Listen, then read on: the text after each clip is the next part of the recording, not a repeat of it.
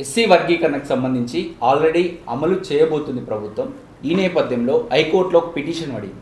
అదేమనంటే ఇక్కడ క్రిమి లేయర్ పాటించలేదు, ఏదైతే సుప్రీంకోర్టు చెప్పిందో క్రిమి లేయర్ పాటించాలని, అది పాటించలేదు, అలాగే ప్రభుత్వం అమలు చేయబోతుంది, దీన్ని ఆపాలి అంటూ మంగ అనే అమ్మాయి ఈ పిటిషన్ వేయడం జరిగింది.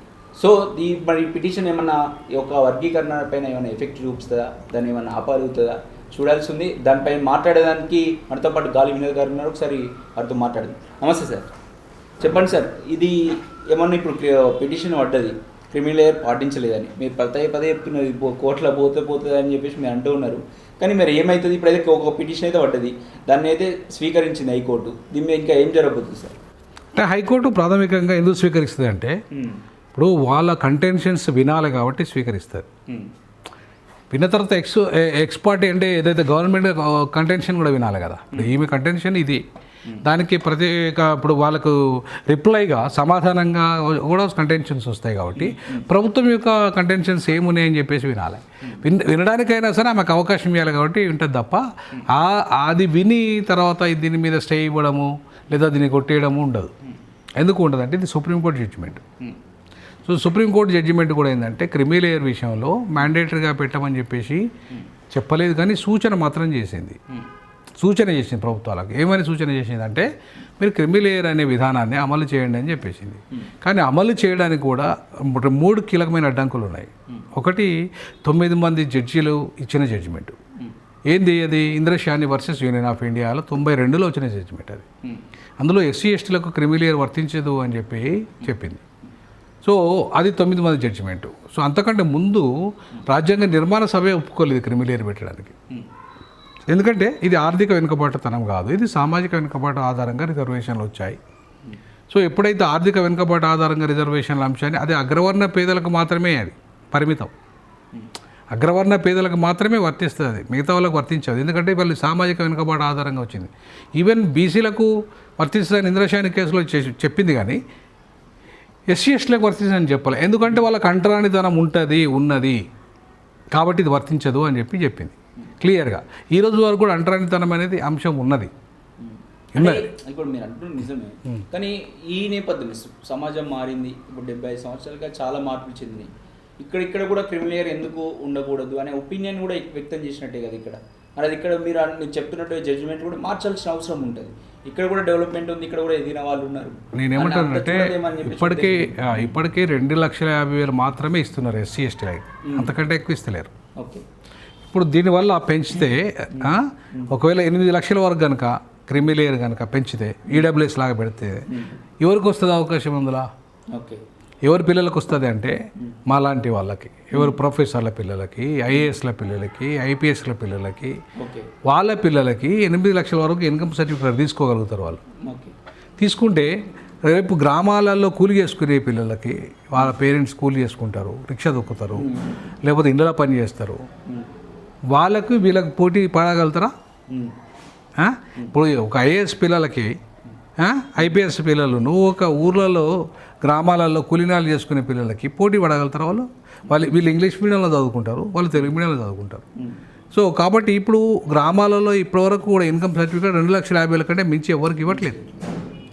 ఇప్పుడు క్రిమి లేయర్ పెట్టడం వల్ల 8 lakhs వరకు కూడా ఎక్స్టెండ్ అవుతుంది. అది 8 lakhs ఎక్స్టెండ్ అయితే ఏమవుతుందంటే అది మొత్తం సంపన్నులకు మాత్రమే మళ్ళీ ఉపయోగపడే విధంగా ఈ రిజర్వేషన్ల వర్గీకరణ పనికొస్తుంది తప్ప పేదలకు పనికిరాదు. ఇప్పుడు ఈ అమ్మాయి పిటిషన్ వేసింది అంటే ఆమె ఉద్దేశం ఆమెకు రాలేదని ఉద్దేశమా, లేకపోతే దీన్ని చేంజ్ చేయాలనే ఉద్దేశంతో?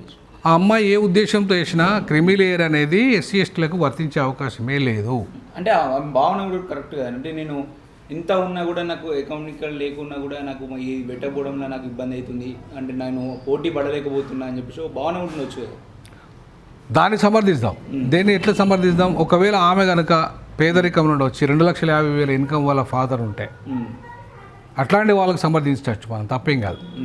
కానీ 8 లక్షల వరకు ఈడబ్ల్యూఎస్తో సమానంగా కనుక ఇన్కమ్ పెంచాలని చెప్పేసి కనుక ఒకవేళ ఆమె పిటిషన్ నేను చదవలేదు ఇంకా, ఆమె పిటిషన్లో ఉంటే అది మాత్రం తీవ్రంగా ఆల్రెడీ ఎంప్లాయీ కాబట్టి ఆమె కనీసం ఒక 50,000 సంపాదించే కెపాసిటీ ఉంది ఆమెకు. అంటే నేను ఆమెతో మాట్లాడినప్పుడు చెప్పింది ఏంటంటే, నేను కొన్ని పోస్టులకు అప్లై చేసిన దాన్ని క్రిమినల్ పాటించకపోవడానికి నాకు అన్యాయం జరిగింది అని చెప్పేసి ఆమె చెప్తూ ఉంది. అదే నేను ఏమంటానంటే, పోస్ట్ అనేది ఏ పోస్ట్ అయినా ఎవరైనా ఇప్పుడు పోస్టుల కాడ నువ్వు ఇన్కమ్ అనేది చూడరాడా, ఇన్కమ్ చూడరు పోస్టుల కాడ. ఇన్కమ్ చూడకుండా ఏం చూస్తారు అక్కడ, పోస్ట్ అనేది ఇప్పుడు అసిస్టెంట్ ప్రొఫెసర్ పోస్ట్ పడుతుంది గవర్నమెంట్లో, అక్కడ ఇన్కమ్ సర్టిఫికేట్ ఎంత అని ఎవరు చూడరు. కానీ చూస్తే తప్పులేదు అందులో ఇన్కమ్ సర్టిఫికేట్ పెట్టడం అనేది నేను స్వాగతిస్తాను ఆ విషయం. ఎందుకు, ఇప్పుడు ఒకవేళ గ్రామాల నుండి వచ్చిన పిల్లోడు వస్తాడు వాడికి, వచ్చినప్పుడు వాడికి ఇన్కమ్ 2,50,000 ఉన్నోని ఫస్ట్ ప్రియారిటీ ఇవ్వాలి అక్కడ. రిజర్వేషన్ అదే బేస్ రిజర్వేషన్ అది చేస్తే మంచిది. అక్కడ వరకు నేను సమర్థిస్తా, ఆడికి నేను సమర్థిస్తా ఆ విషయంలో. కానీ ఇవాళ ఏమవుతుంది, అక్కడ ఇప్పుడు బ్యాక్లాగ్ పోస్టుల పేరు మీద చాలా వేకెన్సీ ఉంటున్నాయి ఇప్పటికే. ఎవరు అర్హులే లేరని చెప్పేసి బ్యాక్లాగ్ పోస్టులు ఇప్పటికే కిరణ్ కుమార్ రెడ్డి హయాంలోనే 2,50,000 చూపెట్టినారు. మరి ఇప్పుడు అవి ఏమైనా తెలియదు, అది నింపినా తెలియదు, నింపలేదా తెలియదు, లేకపోతే అవి జనరల్ కన్వర్ట్ చేసినా తెలియదు. దాని మీద ఎవరు మాట్లాడతలేరు. నేనేమంటున్నానంటే, అసలు అర్హులైన వాళ్ళే లేనప్పుడు నువ్వు మళ్ళీ కొరువులు పెట్టి ఈ రిజర్వేషన్ కొరువు పెడితే అక్కడ ఇంత పోయే వాళ్ళకి పోయే వాళ్ళకి పోదు కదా. అర్హులైన వాళ్ళు ఉన్నా కూడా నువ్వు డబ్బున్న వాళ్ళకే వస్తుంది అన్నప్పుడు నువ్వు చెప్పే నియమం మనం పాటించాలి. సో దాంట్లో క్రిమి లేయర్ అనేది మనము 2,50,000 మించకుండా మాత్రమే, అంతే అంతవరకు మాత్రమే మించిన వాళ్ళకే ఇవ్వాలి. 2,50,000 ఇన్కమ్ ఉన్న వాళ్ళకే ఇవ్వాలి, మిగతా వాళ్ళకి ఇవ్వాలి. అది కూడా చెప్పాలి మనం. 2,50,000 ఇన్కమ్ ఉన్న వాళ్ళకు మాత్రమే క్రిమి లేయర్ వర్తించే విధంగా పెట్టాలి, మిగతా వాళ్ళకు ఇన్కమ్ సర్టిఫికేట్ తెచ్చుకున్న వాళ్ళు పెట్టద్దు. సో దాంతో ఏమవుతుంది, మిగతా వాళ్ళకి వచ్చింది అనుకో ఫర్ ఎగ్జాంపుల్, ఖచ్చితంగా అది మళ్ళీ ఎక్స్ప్లాయిట్ అయ్యే అవకాశం ఉంటుంది. సో కాబట్టి నేనేమంటానంటే, ఇప్పటికే బ్యాక్లాగ్ పోస్టుల పేరు మీద వాళ్ళు నింపట్లేదు, అర్హులు లేరని చెప్పేసి నింపట్లేదు. నువ్వు మళ్ళీ క్రిమిలేరు కొరివి పెడితే నువ్వు అర్హత, ఫర్ ఎగ్జాంపుల్ నీకు అర్హత రాలేదు, నాకు అర్హత రాలేదు, ఎవరికో ఒకరికి అర్హత వచ్చింది, అక్కడ వాళ్ళనే ఎంటర్ అవుతారు కదా, బ్యాక్లాగ్ లేకుండా ఉంటారు కదా. సో ఆ ఉద్దేశంతో ఒకటి. రెండవది, అంటరాని కులాలలో ఇప్పుడు నువ్వు క్రిమిలేర్ అనే అంశం పెడితే గుళ్ళోకి పోవడం, నేను ఫర్ ఎగ్జాంపుల్ ఇప్పుడు నాలాంటి వాడు కూడా, నేను ఎంత అనేక సందర్భాలు చెప్పిన మళ్ళీ చెప్తున్నా, నాలాంటి వాడు కూడా ఇల్లు కిరాయి దొరుకుతలేదు అంటే పరిస్థితి, గ్రామాల్లో ఉన్నవాడి పరిస్థితి ఏంది అనేది నా ఉద్దేశం. సో అట్లాంటి సిచ్యువేషన్స్లో నువ్వు నాకు ఇప్పుడు నా క్రిమిలేర్ పెడితే తప్పు కాదు, కానీ నేను స్వచ్ఛందంగా వదులుకుంటా కూడా. నా పిల్లల రిజర్వేషన్లకు నేను ఎప్పుడు కూడా క్లెయిమ్ చేయలేదు. వాళ్ళంతా ఫారెన్లో చదువుకున్నారు, అక్కడిక్కడ ప్రైవేట్లో చదువుకున్నారు, ఫారెన్లో చదువుకున్నారు. ఇప్పుడు నేనేమంటానంటే, నాలాగా ప్రొఫెసర్లు అయిన వాళ్ళు, ఐఏఎస్లు అయిన వాళ్ళు ఎవరు కూడా స్వచ్ఛందంగా వదులుకోమంటున్నా. మీ పిల్లలకి రిజర్వేషన్ స్వచ్ఛందంగా వదులుకోండి, మీరు అసలు పోటీ చెప్పకండి, మీరు ఓపెన్ కేటగిరీలోకి వెళ్ళండి. కానీ ఇప్పుడు క్రిమిలేరు పెట్టిండు అనుకోండి, వాడు అర్హులైన వాళ్ళు లేరని ఒక సాకు పెడుతున్నారు ఫస్ట్. రెండవది, మళ్ళీ ఒకవేళ 2,50,000 ఇన్కమ్ ఉన్న పిల్లోడు ఉన్నాడు, వాడికి ఇంగ్లీష్ రాదు అనుకుందాం, వాడికి సరిగా ఇంగ్లీష్ రాదు, మళ్ళీ ఎవరు వస్తారు ఇంగ్లీష్లో, మళ్ళీ పైన ఉండేలా వస్తారుగా. అక్కడ హైదరాబాద్లో మంచిగా చదువుకున్నాడు, మంచి పెద్ద గ్రూప్ 1 పోస్టులకు కానీ వాటిలో కానీ నువ్వు పెడితే తెలుగు, ఇప్పుడు పోస్టులకు తెలుగు ఎగ్జామ్ పెట్టు, గ్రూప్ 1 పోస్ట్ ఉంది, నువ్వు తెలుగులోనే ఎగ్జామ్ పెట్టు, తెలుగు మీడియం కూడా అప్పుడు కొట్టేస్తారు ఉద్యోగం. నువ్వు పెట్టేదో ఇంగ్లీష్ మీడియంలో ఎగ్జామ్, తెలుగు మీడియం పోటీ పడి చేయమంటావు. మళ్ళీ వాడు ఇన్కమ్ ఫర్ ఎగ్జాంపుల్ ఇన్కమ్ 2,50,000 కూడా వస్తాడు ఇక్కడికి, వాడికి ఇంగ్లీష్లో ఎగ్జామ్ పెడతారు, అసలు అక్కడ వాడు క్వాలిఫై కాడు, అప్పుడు ఏంటి పరిస్థితి వాడిది?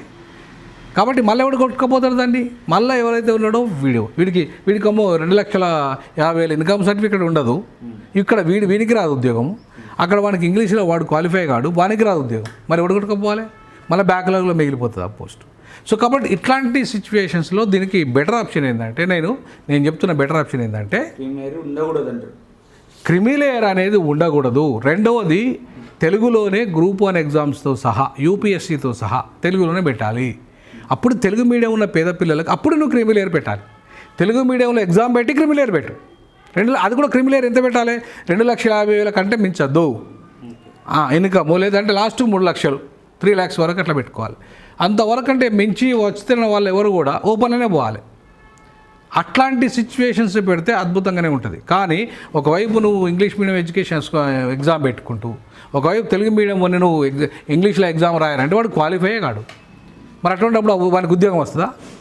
ఓకే సార్, ఇప్పుడు ఈ పిటిషన్ కొట్టేస్తారంటారు అనుకోండి మీరేమో 100% కొట్టేస్తారని నేను అనుకుంటున్నాను. ఎందుకంటే ఫస్ట్ రాజ్యాంగ నిర్మాణ సభ ఒప్పుకోలేదు, రెండవది కేంద్రం ఒప్పుకోలేదు. కేంద్రం ఒక పాలసీగా తీసుకున్నది. మొన్న ఈ మధ్యకాలంలో సుప్రీంకోర్టు కూడా జడ్జిమెంట్ ఇచ్చింది. ఇదే సేమ్ క్వశ్చన్, ఇట్లాంటి క్వశ్చనే ఇంకో రాష్ట్రంలో వేశారు, రాజస్థాన్ అనుకుంటుంది నాకు. అక్కడ ఇక్కడ డిపెండ్ అండ్ ఇక్కడ ప్రభుత్వం ఏం కౌంటర్ వేస్తారని దానిపైన డిపెండ్ అయి ఉంటుంది అంతే. ఇప్పుడు ప్రభుత్వం ఇచ్చే రిప్లై మీదనే ఉంటుంది. అక్కడ రాజస్థాన్లో కూడా ప్రభుత్వం ఏం చెప్పిందంటే ఆల్రెడీ కేంద్ర ప్రభుత్వం మేము క్రిమిలేయర్ ఒప్పుకోమని చెప్పింది, ఆల్రెడీ రాజ్యాంగ నిర్మాణ సభ ఒప్పుకోను అని చెప్పింది. అట్లాగే మేము రాష్ట్ర ప్రభుత్వం కూడా క్రిమిలేయర్ పెట్టదలుచుకోలేదని చెప్పేసి వాళ్ళు చెప్పారు మా పాలసీ అని. కారణాలు ఇది చెప్పారు వాళ్ళు. ఓకే సార్, ఇది ఏమైనా ఒకవేళ ఇన్ కేస్ యాక్సెప్ట్ చేసి ఇక్కడ క్రిమినల్ ఇంప్లిమెంట్ చేయాల్సిందే అని ఒక డిసిషన్ వచ్చి ఆర్డర్ వచ్చింది అనుకో హైకోర్టు నుంచి, సుప్రీంకోర్టు ట్రాన్స్ఫర్ చేసిన ఏదైనా ఒకటి జరిగింది అనుకో, ఇప్పుడు ఈ చట్టాన్ని మాత్రం ఆపాల్సిందేనా? చట్టం ఆపరు. చట్టం ఎందుకు ఆపరంటే చట్టంలో వాళ్ళు క్రిమిలేయర్ పెట్టకపోతే నేరం కాదు అది. చట్టము మీద స్టే ఉండదు. కాకపోతే క్రిమిలేయర్ అంశం ఒక చర్చకు వచ్చిన తర్వాత దాన్ని ఆ చట్టంలో చేయాలా ఉంచాలన్నా వద్దని నిర్ణయం తీసుకుంటారు. అంటే మళ్ళీ మార్చుకొని మళ్ళీ అమెండ్మెంట్ చేసుకుంటారు. అంతేగాని మొత్తం చట్టం ఆపేసారు, చట్టాన్ని రద్దు చేయరు, లేదా చట్టం స్టే ఇవ్వరు. నాకు తెలిసి సుప్రీంకోర్టు ఇచ్చిన జడ్జిమెంట్ కాబట్టి స్టే ఇవ్వరు. అదే సుప్రీంకోర్టు సేమ్ నువ్వు ఇచ్చిన జడ్జిమెంట్ మీద నువ్వే స్టే ఇస్తే తప్పు నువ్వు చేసినట్టయితేగా, కాబట్టి సుప్రీంకోర్టు స్టే ఇవ్వదు. కాకపోతే ఒకవేళ మొత్తం ఆర్గ్యుమెంట్స్ అన్ని విన్నాక జెన్యూన్ అనిపిస్తే అమెండ్మెంట్ చేయాలా వద్దా అనేది రేపు జడ్జిమెంట్లో ఇచ్చే అవకాశం.